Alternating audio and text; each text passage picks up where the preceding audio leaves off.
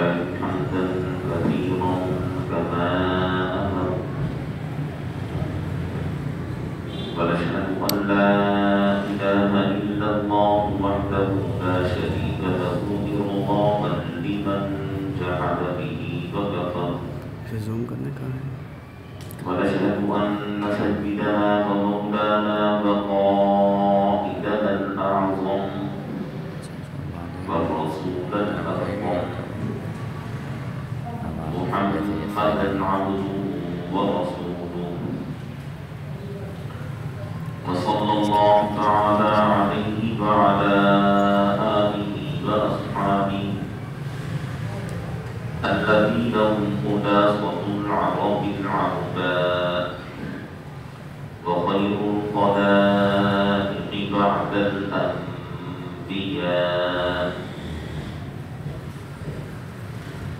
وهم مفاتيح الرحمة ومصابيح الغرر. أما بعد فأعوذ بالله من الشيطان الرجيم. بسم الله الرحمن الرحيم. وإذ يمكر بك الذين كفروا ليثبتوك أو يقتلوك أو يخرجوك ويمكرون ويمكر الله والله خير الماكرين. اللهم صل على محمد وعلى آل محمد كما صليت على إبراهيم وعلى آل إبراهيم إنك حميد مجيد. اللهم بارك على محمد وعلى آل محمد كما باركت على إبراهيم وعلى آل إبراهيم إنك حميد مجيد. يا رب صل وسلم دائما أبدا على حبيبك خير الخلق كلهم.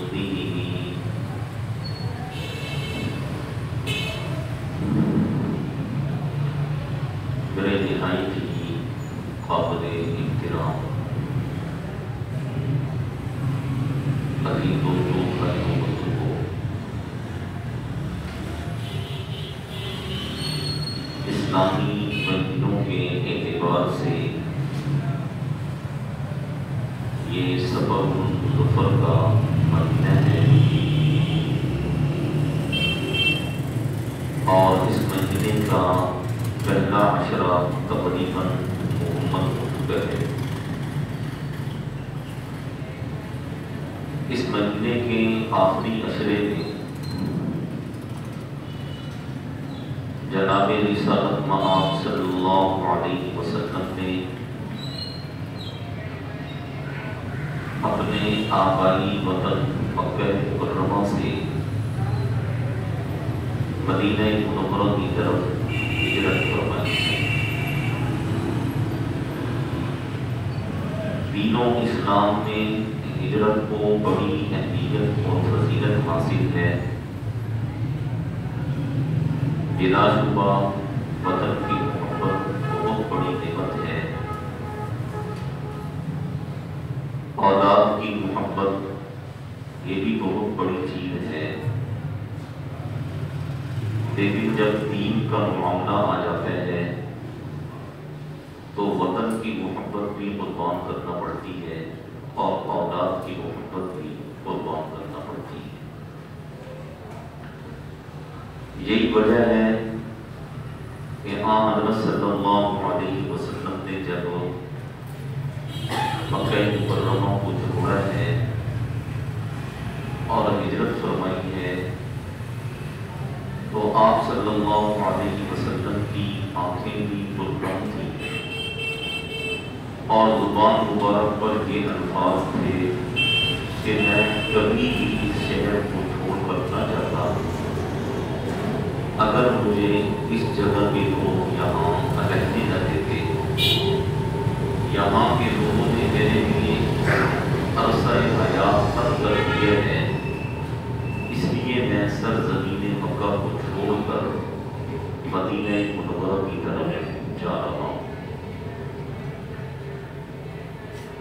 ہجرت بہت بڑی فضیلت والی چیز ہے۔ اللہ تعالیٰ نے قرآن مجید میں بھی ہجرت کی ترغیب دی ہے، اور 5ویں پارے میں باقاعدہ اللہ تعالیٰ نے آیات کو نازل فرمایا ہے اور ان لوگوں کو سخت تنبیہ فرمائی ہے جو اس زمانے میں ہجرت کرنے پر قادر تھے، لیکن اس کے باوجود انہوں نے ہجرت کی۔ آپ صلی اللہ علیہ وسلم نے اپنی پوری زندگی میں صرف ایک مرتبہ ہجرت فرمائی ہے۔ آپ صلی اللہ علیہ وسلم کے زمانے میں ویسے تو 3 مرتبہ مسلمانوں نے ہجرت کی ہے۔ پہلی ہجرت وہ ملک حبشہ کی طرف ہوئی ہے، دوسری ہجرت بھی ملک حبشہ کی طرف ہوئی ہے، اور تیسری بھی ہجرت ہوئی ہے مکہ مکرمہ سے مدینہ منورہ کی طرف۔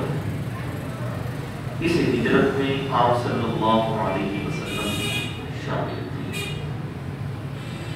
یہاں یہ چیز بڑی اچھی طرح آپ ذہن میں بٹھا دیں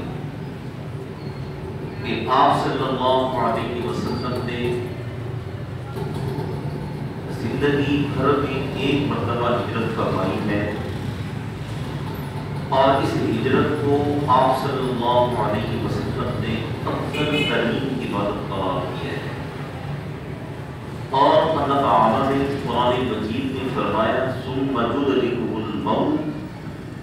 اگر کوئی انسان ہجرت کرتا ہے اور راستے میں اسے موت آ جاتی ہے فقد وقع اجرہ علی اللہ، اللہ فرماتے ہیں اس کا اجر میرے ذمہ۔ اللہ نے یہ نہیں فرمایا اسے جنت دے دی جائے گی، اس کے گناہ بخش دیے جائیں گے، اس کے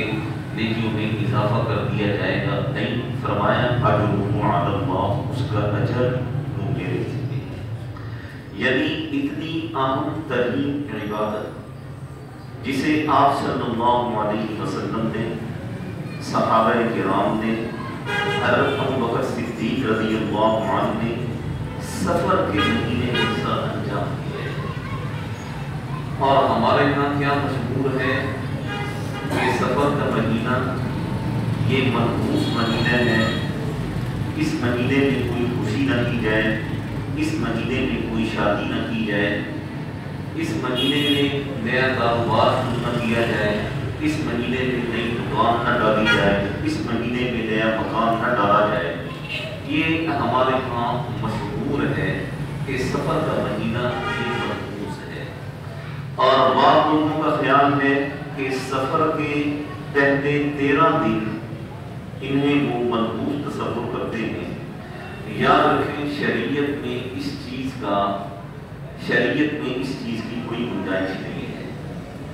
ہر مہینہ اللہ تعالیٰ کا ہے، مہینوں کے نام اللہ تعالیٰ نے بنائے ہیں، مہینوں کے ایام اللہ تعالیٰ نے برکت دی،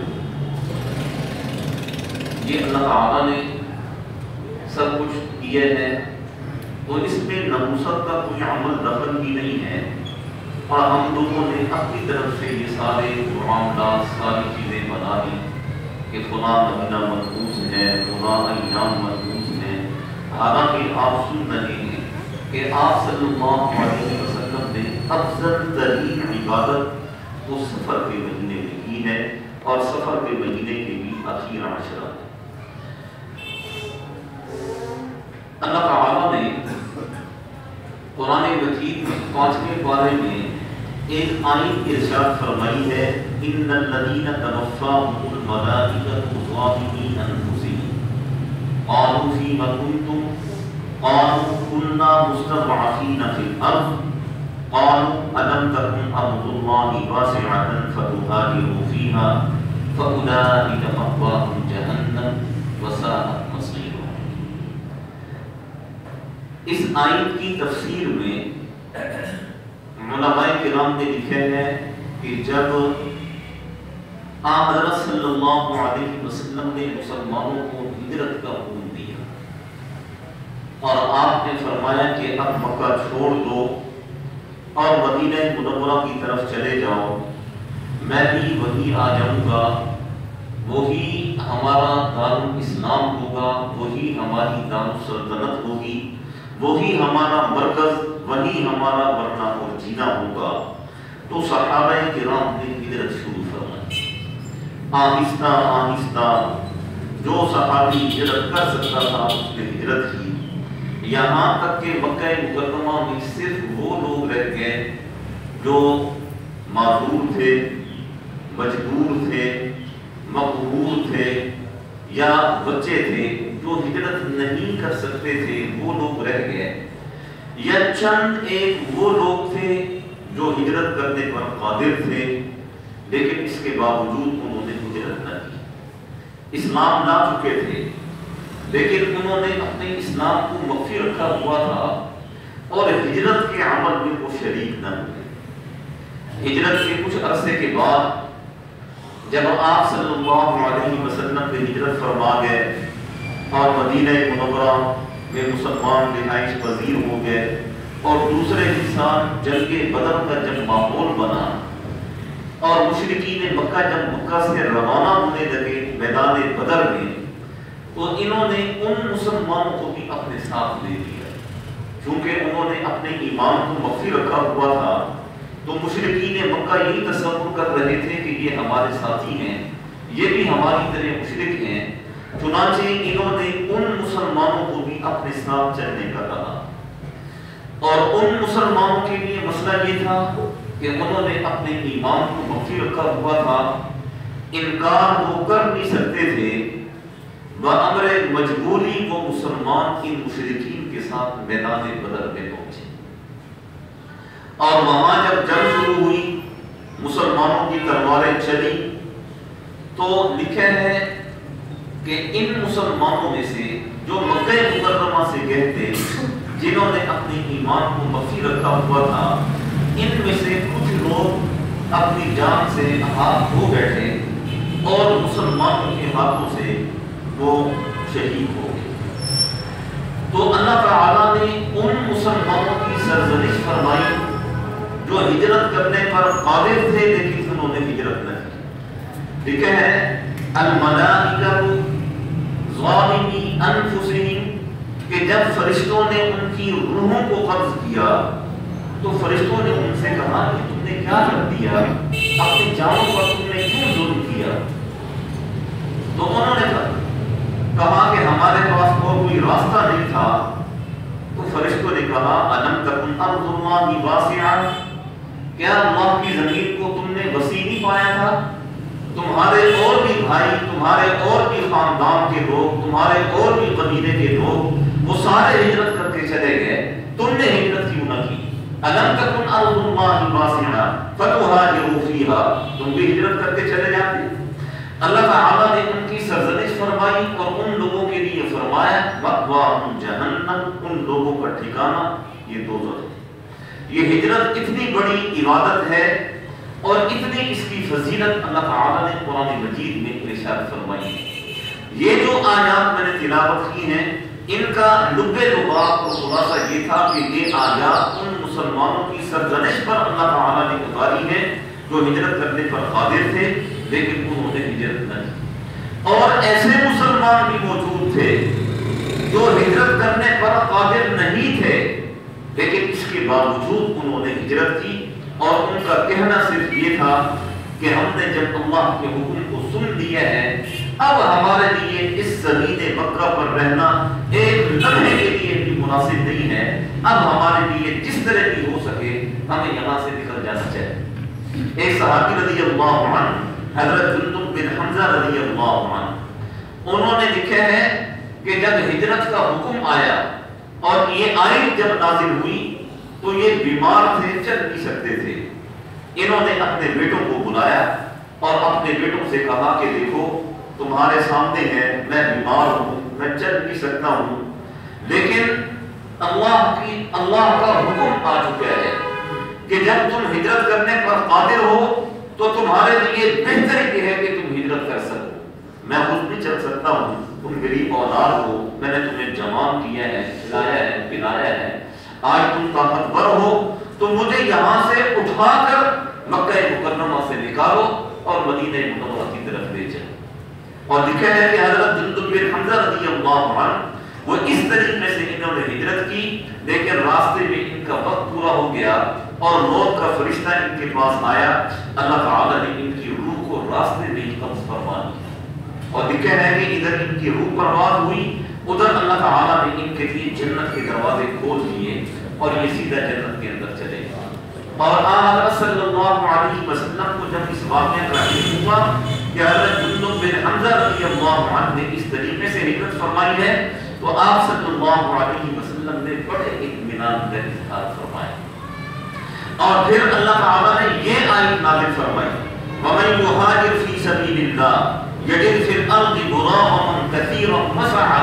وَمَن يَخْرُجْ مِن بَيْتِهِ مُهَاجِرًا، جو شخص اپنے گھر سے اس نیت سے نکلتا ہے کہ میں اللہ کے راستے میں ہجرت کر رہا ہوں، ثم يدركه الموت، پھر راستے میں اسے موت آ جاتی ہے، فقد وقع اجره على اللہ، اللہ تعالیٰ فرماتی ہے کہ اس کا اجر میرے ذمہ ہے، پھر میں جانوں اور وہ جانے، اس نے مجھے راضی کیا ہے، اس نے مجھے خوش کیا ہے، اس نے میرے حکم پر عمل کیا ہے، اس نے میرے نبی کی اطاعت کی ہے، پھر اللہ تعالیٰ فرماتی ہے میں اپنی شان کے مطابق اس کے ساتھ معاملہ کرتا ہوں، میں اپنے ظرف کے مطابق اسے نعمتیں عطا کرتا ہوں، میں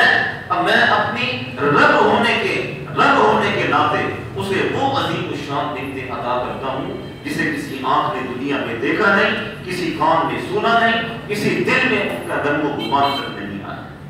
اور علماء کرام نے ان آیات کے تحت اور اس موضوع کے تحت یہ چیز لکھی ہے کہ حضرت صلی اللہ علیہ وسلم اور مسلمان ہجرت کرنے پر کیوں مجبور ہوئے، اس لیے کہ مکہ مکرمہ میں مسلمانوں کے لیے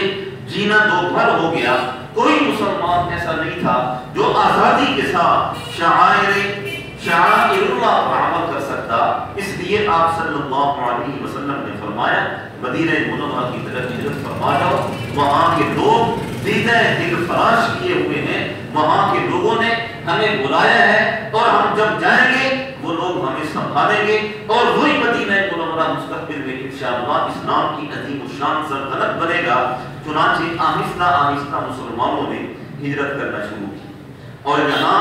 مشرکین مکہ کا رد عمل بھی علماء کرام نے لکھا ہے کہ جب مشرکین مکہ نے یہ دیکھا کہ مسلمان آہستہ آہستہ وہ نکل رہے ہیں اور مدینہ منورہ کو اپنا مستقل مسکن بنا رہے ہیں، تو مشرکین مکہ اس معاملے میں بڑے پریشان تھے کہ یہ آہستہ آہستہ یہاں سے جا رہے ہیں اور جا کر سارے ایک ہی جگہ پر جمع ہو رہے ہیں، کہیں ایسا نہ ہو آنے والے وقتوں میں یہ ایک مضبوط طاقت بن جائے اور ہمارے لیے پریشانی کا باعث بنے۔ چنانچہ انہوں نے اس معاملے میں آپس میں مشاورت کی۔ سیرت کی کتاب میں لکھا ہے کہ مکہ مکرمہ میں ایک جگہ تھی جسے دار الندوہ کہا جاتا ہے، اور یہ دار الندوہ ان کا میٹنگ ہال تھا، یہ یوں کہہ دیں ایسی جگہ تھی جہاں وہ بیٹھ کر مشاورت کیا کرتے ہیں۔ لکھا ہے کہ مشرکین مکہ کے بڑے بڑے سردار وہ سارے اس جگہ پر جمع ہوئے اور انہوں نے اس بارے میں مشاورت کی کہ اس مسئلے کا حل کیا ہے کہ مسلمانوں کی تعداد وہ کم ہو جائے،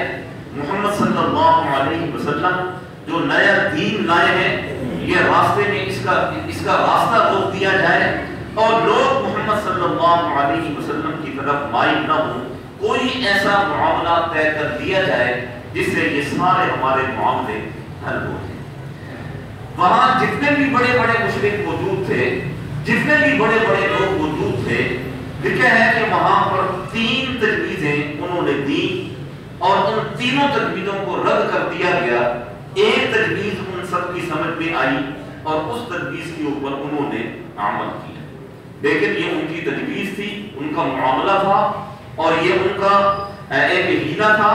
اللہ تعالیٰ فرماتے ہیں انہوں نے بھی ایک تدبیر کی، وَيَمْكُرُونَ وَيَمْكُرُ اللَّهُ، انہوں نے بھی ایک تدبیر کی، میں نے بھی ایک تدبیر کی۔ ان کا معاملہ یہ تھا کہ وہ نبوت کے چراغ کو مٹانا چاہتے تھے، اور ہمارا معاملہ یہ ہوا ہم آپ صلی اللہ علیہ وسلم کے دین کو چمکانا چاہتے تھے، وہ مٹ گئے، برباد ہو گئے، اور آپ صلی اللہ علیہ وسلم کا دین آج بھی چمک رہا ہے اور قیامت تک انشاءاللہ یہ چمکتا اور چمکتا رہے گا۔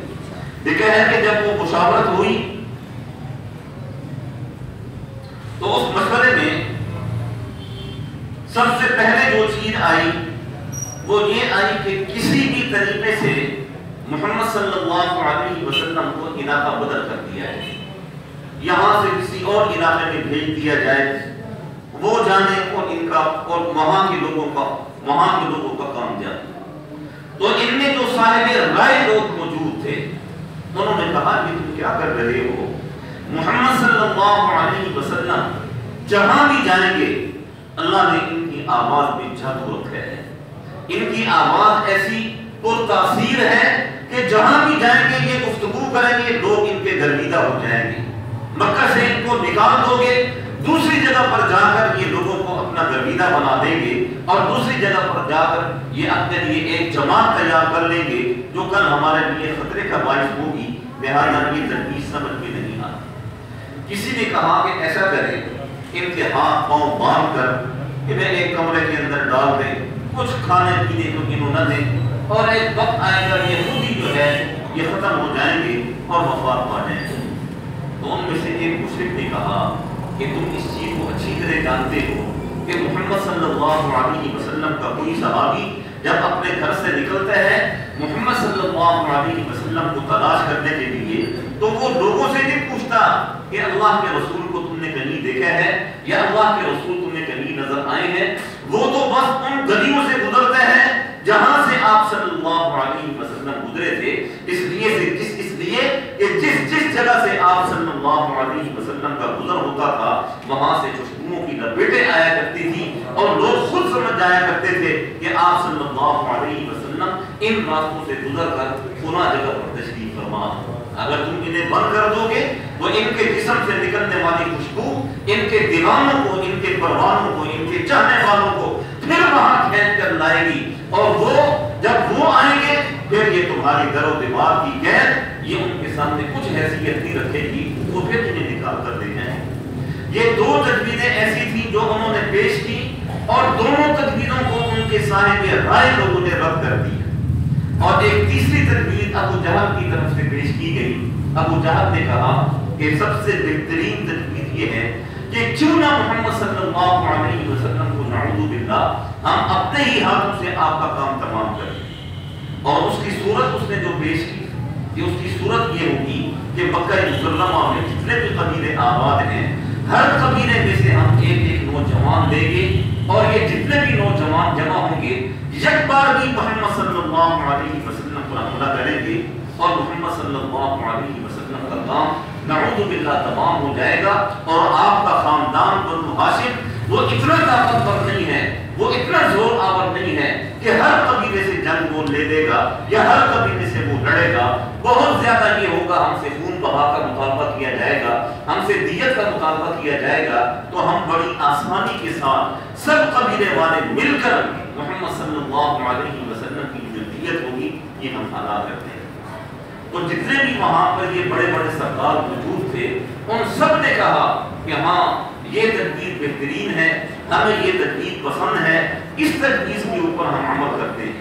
اور چنانچہ ان کا جو مشورہ ہوا اس مشورے میں یہی طے ہوا کہ ہم بڑے بڑے جو قبیلے ہیں ان میں سے ایک آدمی ہم لیں گے، اور وہ سب مل کر محمد صلی اللہ علیہ وسلم کو نعوذ باللہ ختم کریں۔ اور لکھے ہیں کہ وہ جو بڑے بڑے قبیلے تھے وہ 9 قبیلے تھے، اور 9 قبیلوں میں سے ایک نوجوان انہوں نے دیا، تو یہ 9 آدمی بنے، اور یہ 9 آدمی اس کام پر مامور تھے کہ نعوذ باللہ حضور اکرم صلی اللہ علیہ وسلم کو انہوں نے شہید کرنا تھا، اور آپ کا وجود اس دنیا سے انہوں نے مٹانا تھا۔ علماء کرام نے لکھے ہیں تاریخ اپنے آپ کو دہراتی ہے، انبیاء کرام کی اپنی ہی تاریخ ہوا کرتی ہے، اور انبیاء کرام کے معاملے میں نے بارہا یہ عرض کیا ہے کہ انبیاء کرام کی پشت پر اللہ تعالیٰ کی طاقت ہوا کرتی ہے، انبیاء کرام کے ساتھ اللہ تعالیٰ کی مدد ہوا کرتی ہے۔ انبیاء کرام اپنی مرضی سے ایک لفظ اپنی زبان سے نہیں نکالتے ہیں اور اپنی مرضی سے ایک قدم اپنی جگہ سے نہیں ہٹاتے۔ ان کا تو ہر قوم، ہر قول، ہر فعل، ہر اٹھتا ہوا قدم، زبان سے نکلا ہوا ہر حرف وہ اللہ کی حکم کا محتاج ہوا کرتا ہے۔ تو علماء کرام نے لکھے ہیں اگر ہم انبیاء کرام کی تاریخ کا مطالعہ کریں تو حضرت صالح علیہ السلام کی تاریخ میں ہمیں ملتا ہے کہ ان کی قوم کے جو لوگ تھے ان میں سے 9 بدبخت ایسے کھڑے ہوئے تھے جن کی چاہت یہ تھی، جن کی خواہش یہ تھی کہ ہم کسی بھی طریقے سے حضرت صالح علیہ السلام کو نعوذ باللہ شہید کر دیں، اور ان کا بھی ذہن یہی تھا کہ جب ہم 9 آدمی مل کر قتل کریں گے تو خون بہا ہم کسی ایک آدمی پر نہیں آئے گا۔ پہلی بات تو یہ ہے کہ ہم سرے سے انکار کر دیں گے کہ ہم اس جگہ پر تھے ہی نہیں جہاں حضرت صالح علیہ السلام کو نعوذ باللہ شہید کیا گیا۔ اگر ہم پر کوئی بات آئی بھی صحیح تو ہم 9 آدمی مل کر دیت ادا کر دیں۔ اللہ تعالیٰ نے آمن صلی اللہ علیہ وسلم کا یہ جو ہجرت کا واقعہ جو میں نے آیت تلاوت کی اس میں اللہ تعالیٰ نے ایک چیز ارشاد فرمائی ہے وَيَمْكُرُونَ وَيَمْكُرُ اللَّهُ کہ مشرکین نے، کفار نے اپنی طرف سے ایک تدبیر کی ہے آپ کو بٹھانے کی، اور اللہ تعالیٰ فرماتے ہیں کہ ہم نے بھی ایک تدبیر کی ہے آپ کو چمکانے کی۔ اور اللہ تعالیٰ نے کس طرح آپ صلی اللہ علیہ وسلم کو چمکایا، کس طرح آپ صلی اللہ علیہ وسلم کو ان مشرکین کے حملے سے اللہ تعالیٰ نے آپ کو بچایا۔ اس کا واقعہ علماء کرام نے لکھے ہیں کہ مشرکین مکہ نے جو وقت انہوں نے محسوس کیا تھا اس وقت میں انہوں نے آپ صلی اللہ علیہ وسلم کے گھر کا گھیراؤ کیا، اور یہ وہ زمانہ تھا کہ جتنے بھی مسلمان ہجرت کر سکتے تھے سب مسلمان ہجرت کر کے چلے گئے تھے۔ مکہ مکرمہ میں صرف وہ لوگ تھے جنہیں اللہ تعالیٰ نے مستضعفین من الرجال والنساء والولدان، معذور لوگ، بوڑھے لوگ، بچے لوگ اور وہ لوگ جو ہجرت نہیں کر سکتے تھے جن پر شریعت کی طرف سے ہجرت کا کوئی حکم نہیں تھا، صرف مکہ مکرمہ میں وہ لوگ تھے، باقی جتنے بھی لوگ تھے وہ ہجرت کرتے چلے۔ اور اسی دوران حضرت ابوبکر صدیق رضی اللہ عنہ نے آپ صلی اللہ علیہ وسلم سے عرض کیا اللہ کے رسول سارے مسلمان ہجرت کر کے جا چکے ہیں، مجھے بھی اگر آپ اجازت دیں تو میں بھی ہجرت کر کے چلا جاؤں۔ آپ صلی اللہ علیہ وسلم نے فرمایا ابوبکر ابھی نہیں، جب اللہ پاک کی طرف سے مجھے ہجرت کا حکم ہوگا تو تم اس سفر میں میرے ساتھ رہنا، تم اس سفر میں میرے ساتھ رہنا۔ یہ حضرت ابوبکر صدیق رضی اللہ عنہ کے لیے ایک احساس ہے کہ آپ مکہ میں ہیں، ابوبکر آپ کے ساتھ ہیں، آپ غار ثور میں ہیں، ابوبکر آپ کے ساتھ ہیں، آپ مدینہ میں ہیں، ابوبکر آپ کے ساتھ ہیں، آپ ہجرت کے سفر پر ہیں، ابوبکر آپ کے ساتھ ہیں، آپ جنگ بدر میں ہیں، ابوبکر آپ کے ساتھ ہیں، خندق میں ہیں، ابوبکر آپ کے ساتھ ہیں، آپ پر خوشحالی آئی، ابوبکر آپ کے ساتھ ہیں، آپ پر تنگی آئی، ابوبکر آپ کے ساتھ ہیں۔ یہ ساتھ کا سلسلہ چلتے چلتے چلتے یہاں آ کر ختم ہوا کہ آپ صلی اللہ علیہ وسلم جب اپنے مزار پہ پہنچے تو ابوبکر صدیق رضی اللہ عنہ بھی اسی مزار میں آپ صلی اللہ علیہ وسلم کے ساتھ، اور آپ نے فرمایا کہ بروز قیامت جب قبریں شق ہوں گی اور ہر آدمی اپنی اپنی قبر سے اٹھے گا تو میں اس حالت میں اٹھوں گا کہ میرا ایک ہاتھ ابوبکر کے کندھے پر اور دوسرا ہاتھ عمر فاروق کے کندھے پر ہوگا،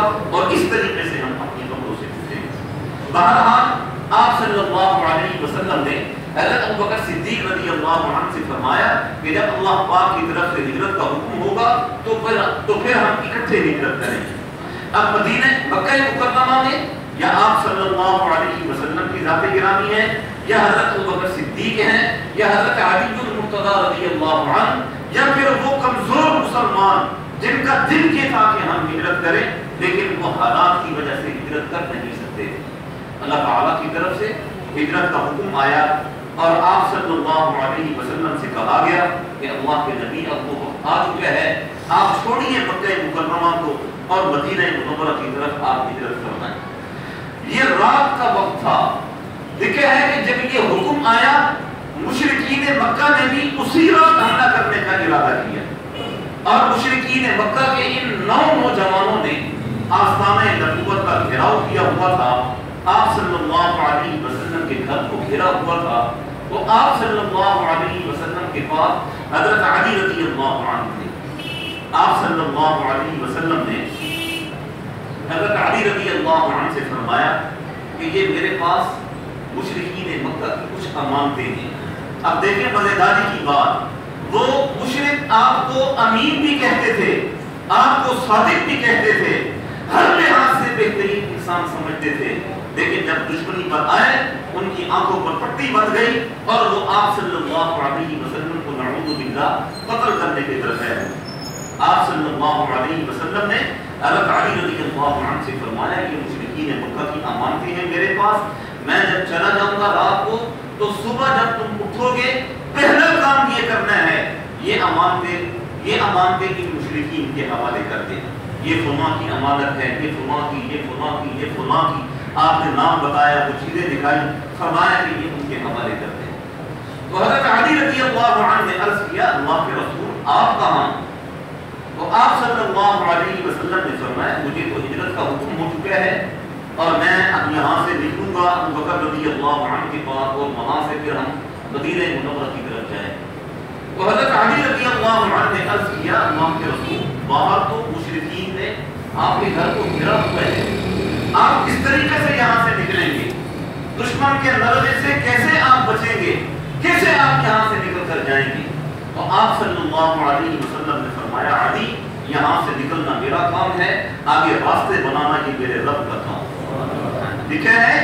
کہ آپ صلی اللہ علیہ وسلم جب باہر نکلنے لگے تو آپ صلی اللہ علیہ وسلم نے ایک مٹھی وہ مٹی کی اٹھائی اور سورہ یاسین کی ابتدائی آیات، اب توجہ سے سنیے گا، سورہ یاسین کی ابتدائی آیات، یاسین والقرآن الحکیم انک لمن المرسلین علی صراط مستقیم تنزیل العزیز الرحیم لتنذر قوما ما انذر آباؤهم فهم غافلون لقد حق القول على اکثرهم فهم لا يؤمنون انا جعلنا في اعناقهم اغلالا فهي الى الاذقان فهم مقمحون وجعلنا من بين ايديهم سدا ومن خلفهم سدا فاغشيناهم فهم لا يبصرون۔ یہ آیات آپ نے پڑھی اور وہ مٹھی آپ نے، وہ مٹی وہ مشرکین کی طرف آپ نے پھینکی۔ اللہ تعالیٰ نے وہ جو مٹی آپ صلی اللہ علیہ وسلم کے مبارک ہاتھوں سے نکلی تھی جسے آپ نے پھینکا تھا، اللہ تعالیٰ نے اس مٹی کے اندر ایسی ہوا چلائی کہ اس نے آندھی کی شکل اختیار کر دی، اور جتنے بھی لوگ وہاں پر موجود تھے مشرکین مکہ کے، وہ مٹی ان کی آنکھوں میں گئی اور وہ آنکھیں مرتے رہ گئے۔ آپ صلی اللہ علیہ وسلم بڑے آرام سے اطمینان سے مشرکین مکہ کے دروازے میں سے نکل کر ابو بکر صدیق رضی اللہ عنہ کے گھر تشریف لے۔ اللہ تعالیٰ نے فرمایا وَيَمْكُرُونَ وَيَمْكُرُ اللَّهُ، ایک ان کی تدبیر ہے ایک میری تدبیر ہے، اور غالب میری تدبیر ہی آیا کرتی ہے۔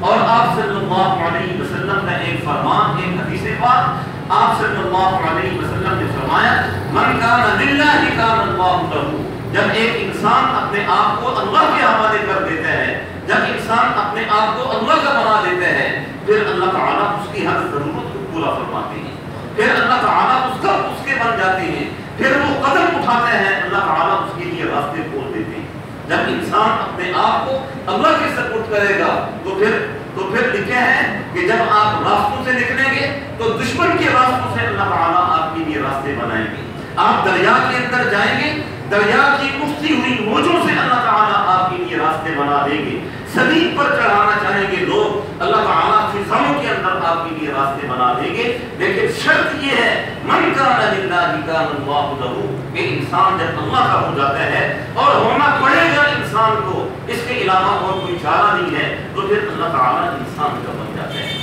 پھر اللہ تعالیٰ انسان کی ہر ضرورت کو پورا کرتا ہے۔ اور یہ مشرکین مکہ یہ ساری زندگی انہوں نے بتوں کی پرستش کی، ساری زندگی یہ بتوں کے سامنے سجدہ ریت رہے، ساری زندگی انہوں نے بتوں کو اپنا معبود جب، اور مسلمان جب وہ ایک دفعہ کہتا ہے اللہ احد کہ میں ایک اللہ کے اوپر ایمان لاتا ہوں، اللہ تعالیٰ فرماتے ہیں میرے بندے نے مجھے اپنا بنا دیا ہے، اب میں بھی اپنے بندے کا بن چکا ہوں، پھر اللہ تعالیٰ اس کی ہر ضرورت کو پورا فرماتے ہیں۔ اور ایک چیز یاد رکھیں، انبیاء کرام کی اپنی ذاتی کوئی طاقت نہیں ہوا کرتی ہے، انبیاء کرام کا ہر معاملہ وہ اللہ تبارک و تعالیٰ کے حکم کے محتاج ہوا کرتا ہے۔ انبیاء کرام اگر کوئی معجزہ دکھاتے ہیں تو وہ اللہ تعالیٰ کے حکم اور اللہ کی مدد سے ہوا کرتا ہے۔ انبیاء کرام اگر خلق عادت کوئی کام کرتے ہیں وہ بھی اللہ کے حکم اور اللہ کی مدد سے ہوا کرتا ہے۔ جب یہ واقعہ ہوا تو اللہ تعالیٰ نے سورہ انفال میں آیت کا ایک حصہ نازل فرمایا، اور یہ حصہ اس لیے نازل فرمایا کہ آنے والے مسلمان کہیں اپنا عقیدہ خراب نہ کر بیٹھیں، اور عقیدہ درست کرنے کی اللہ تعالیٰ نے ہمیں ترغیب دی اور کہا کہ وہ وقت یاد کرو جب محمد صلی اللہ علیہ وسلم نے مٹھی میں مٹی لے کر پھینکی تھی، تو اللہ تعالیٰ نے آیت کے حصے میں فرمایا وما رمیتا، اے ہمارے حبیب وہ مٹی آپ نے بھی پھینکی تھی، اذ رمیتا ولکن اللہ رما، اس مٹی کے اندر تاثیر ہم نے رکھی تھی، وہ مٹی ہم نے اڑائی تھی، ہم نے ان کی آنکھوں میں پہنچائی تھی۔ کہیں بعد میں آپ کے ماننے والے اور آپ کے چاہنے والے اور آپ کا نام لینے والے یہ نہ کہتے کہ یہ محمد صلی اللہ علیہ وسلم کا کمال تھا، نہیں، اللہ تعالیٰ نے ہمارے عقیدے کی اصلاح بھی فرمائی۔ وما رمیت اذ رمیت ولکن اللہ رما، اللہ تعالیٰ فرماتے ہیں جو کچھ آپ نے پھینکا وہ آپ نے صرف پھینکا تھا، اس کے اندر تاثیر جو رکھی وہ تاثیر ہم نے رکھی۔ یہی عقیدے کی اصلاح ہے۔ اور آج ہمارے عقیدوں کے اندر اتنا بگاڑ آ چکا ہے،